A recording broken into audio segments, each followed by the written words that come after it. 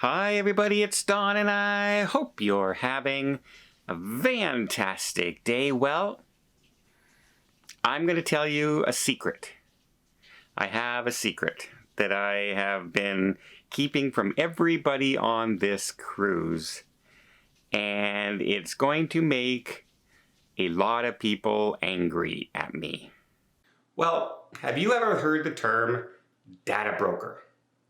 And you're wondering, a broker? Well, there's insurance brokers out there. There's house brokers, real estate brokers. There's all banking brokers. There's all kinds of brokers. Data broker is one you want nothing to do with.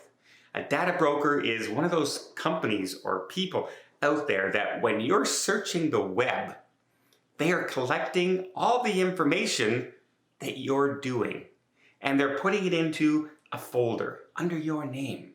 And then they're selling it to various companies. That's why you're getting, whenever you search like, oh, I think that camera looks good. The next thing you know, you're getting all these spam emails for this Canon camera or a lens or, hey, this travel bag. It's all related to that search you did and these data brokers collecting your information. Now, if you don't want to be on those lists, there's one great company out there that'll help get rid of this. Incogni. Incogni is who I use, and I have seen a dramatic drop in my spam email. Not only that, I am getting off of these data broker mailing lists. These data brokers don't just sell to legitimate customers. Sometimes they sell to the dark web. In fact, there have been over 3 billion people recently who had all their information hacked from one of these data brokers. If you don't want to be on there, you want to get off of those data broker lists, Incogni will do that for you. They'll contact them, say get them off the list. They'll keep monitoring it as well to make sure that they do remove you from those lists. Because after you ask them to take you off, they'll take you off, and then 2 months later you're back on. Surprise, surprise. So it would be a full-time job for you to keep after them, but Incogni does it automatically for you. They will track them, they will trace them, and they will keep you off those lists. So if you'd like to give Incogni a try, why not follow my link down below or use the QR code right here, and don't forget the code FAMILY to get up to 60% off your subscription. Thank you, Incogni, for sponsoring this video, and I really do appreciate your service. So, anyone who follows my channel, you know one thing. There is one thing I harp on everybody to never ever do. And no, it's not touch my food in the buffet. No, it's not talk behind me in the theater, etc.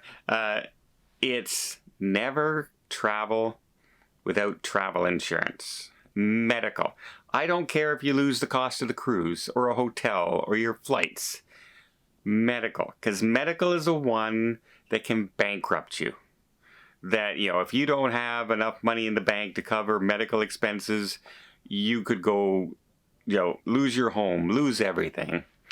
And I sort of am traveling right now without insurance. Sort of. Let me explain before everyone gets down my throat. This group, I just found out a week, like literally a day, 12 hours that I could fly. And because of the 2 surgeries I had, being so close together, I could not get insurance that would cover anything going wrong with like my lungs or cancer or anything like that.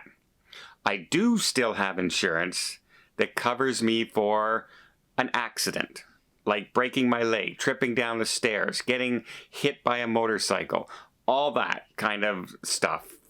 I am covered for that kind of stuff.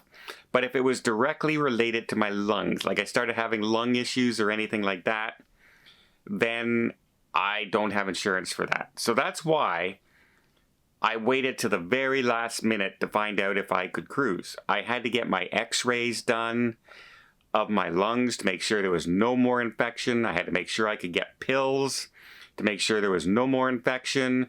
The doctor cleared me completely to fly as far as the surgeries were concerned. Remember, I went into the hospital after the surgeries for complications, and that had nothing to do with the actual condition of my lungs, and my lungs were doing good.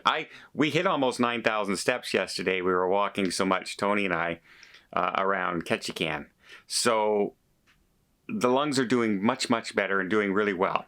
But I had to make sure that I could safely travel. Nothing would happen in the air with my lungs. The infection was gone. And so, like, when we were in Skagway, it was raining a lot. And we had to take a tender into shore. Tony and I decided, you know what? Let's not take a chance. Because I don't need to catch a cold or have something go wrong and get pneumonia or anything on here, because I probably wouldn't be covered for it.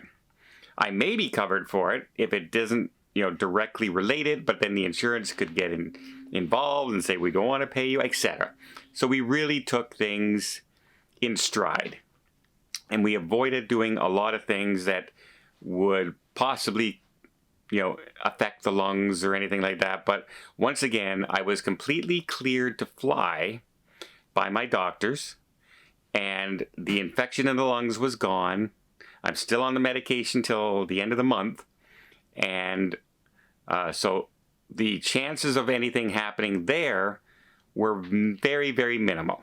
And I absolutely made sure with the surgeon and the doctors that was the case. Otherwise, I would have missed the group cruise. If they would have said, well, you know what, there's still a possibility that there's still a trace of infection in your lungs, or there's still a trace of liquid in your lungs that was going on myself, I would not have come on this cruise. That's why I needed my x-rays. I needed that CT scan. I needed to be cleared, and I'm good. And like I said, everything else I'm still covered for, because I have year-long insurance, and I double-checked that, called my insurance agent. I said, okay, I'm going in for surgeries. I know I'm not covered for this. What am I covered for? And they said, well, if it's still a regular accident that has nothing to do with my lungs, I'm okay. I said, okay, what if I'm in an accident and a board punctures my lung? They said, no, that's an accident. You're still covered. That has nothing to do with the surgeries. I said, okay, so that's why I'm here. But technically, I don't have the normal full coverage of insurance that I would normally have on these cruises. Because I'm a double down guy.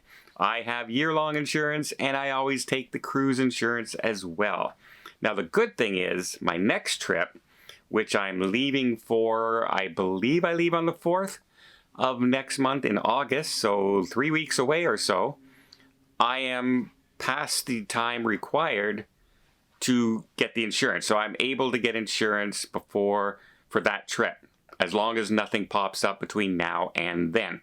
So I will be fully covered for that entire month trip that I'm doing there. So there. Don't get angry with me. I know some of you are angry with me and are going to scold me in the comments.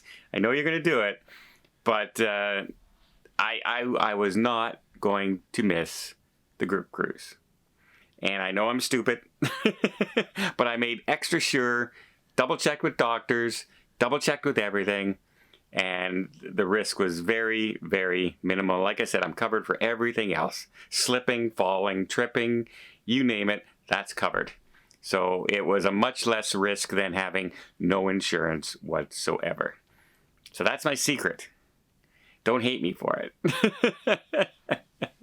It just shows you how much I really wanted to be here with everybody and not disappoint everybody. Sometimes we go with our heart in a lot of things. Well, I do hope you appreciate this video. If you did, please give it a thumbs up. Want to see more tips, more tricks, more travel vlogs from around the world? Hit that subscribe button. Till next time, have yourself a safe and a great vacation.